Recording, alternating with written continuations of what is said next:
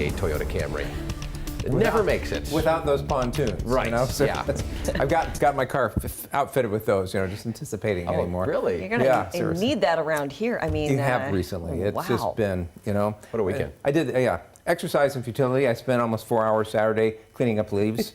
I swear. An hour later it was, did you do the leaves? Yeah. Seriously. It was, Off the storm drains is good, but in the That's yard, true, yeah. it's like They were drifting again as I left today. Yeah. So the trees just won't run out of leaves. Anyway, What's going it's on gonna out happen. there? Well, it's not too bad for a good chunk of the Sound right now. Gusty winds everywhere right now. Seeing some wind gusts in the 30 to 40 mile per hour range. But see the main band moisture, the atmospheric river that hose is pointed at northwest tip of the state and then on up into southern Vancouver Island into BC. Just catching Bellingham in there, which had almost 3 inches of rain in the last 24 hours. Down in the lowlands, Mount Baker had 5.5 inches of rain in the last 24 hours. So pretty wet, and that's where it's been focused here for overnight hours. That is going to start to push southward a little bit later on today. Probably by about mid-morning it'll start dropping southward, and by midday to early afternoon it's going to be wet up and down the Sound. You can see a lightning strike there in the Olympics, several of them in fact. Might make it, it's inland, but it's hard to know with the front. Things change rapidly as it moves across the Olympics, but basically just a wet morning up there in the northwest interior and out towards the Strait of Juan de Fuca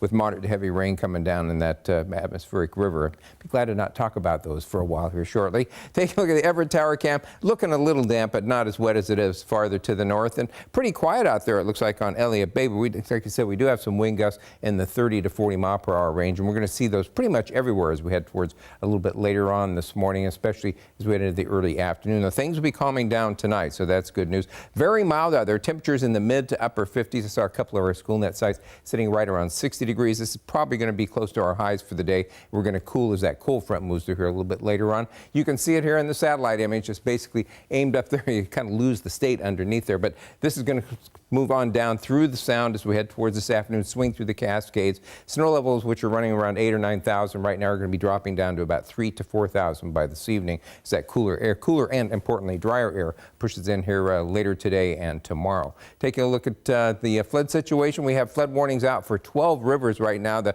ones that are expecting the heaviest flooding are up there to the north of Everett, like the Nooksack and the Skagit, and not quite as much down to the south. Flood watch remains out for most of the northern portion of western Washington through 4 p.m. on Tuesday. So our forecast for today, we're starting off the heavy rain primarily up to the north this morning, but by mid to late morning it'll swing down through the remainder of the Sound. Gusty winds with that. By probably 3 to 4 o'clock, it should be off into the Cascades. We'll be switching over to off and on showers, I think, for the afternoon commute, so that's good news, but it'll still be breezy out there.